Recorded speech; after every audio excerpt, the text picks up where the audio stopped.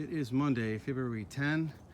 Frankie and I are putting up Tyvek on this gable and installing windows on the main side of the carport. Just to give you a visual, we're one floor up. We're working on the roof. This is a 512 pitch. And we have already installed these 3 windows on the far side. This is what the work looks like on the inside. I double flash. I actually put flashing Moist Top Easy Seal is 6 inches wide. The sticky side goes on the actual frame of the door. I fold it over and Tyvek, working from the bottom of the Tyvek, from the bottom of the flashing up towards the top. The reason this piece here is peeled back is once the window is installed, then I'll pull that flap over the top, and that way no water can get in from the top side. Well, can't get in anywhere, but this is the reason it won't get in. The reason I'm out of breath, I ran downstairs real quickly to get the phone so that I could actually record what I'm doing. Now, you see a bunch of screws and some caulk. The next part of this, so I did all the flashing, and then the next step is to actually test fit the window. So one of the things we were having a problem with was the window would slide down the roof. So I took an old towel and actually screwed it to the wall.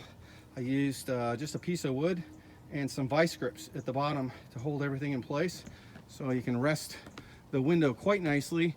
It's actually set up so that once we put caulk in the grooves, excuse me, on this flange right here, we'll caulk all the way around the perimeter.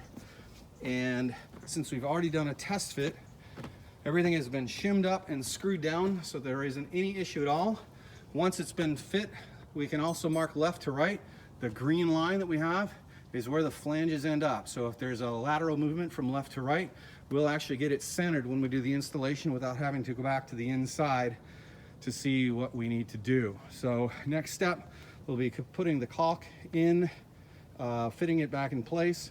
Frankie will hold it in place while I get a couple screws in place, and then I just have to put 1 screw in every hole. So this is what the finished part of it looks like. So if you notice, there is actually silicone caulk here, silicone caulk here. I put an extra screw right through this corner.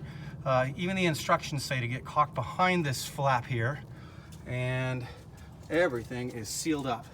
Now, once everything is cured, I'll cut this flap shorter, and I'll put the same type, actually I'll put a little different kind of flashing. It is this flashing down here. I use this, who is that? DuPont. Makes a really good product. It's about 40 bucks a roll. Well worth it. It sticks quite nicely, and we end up with a beautiful job.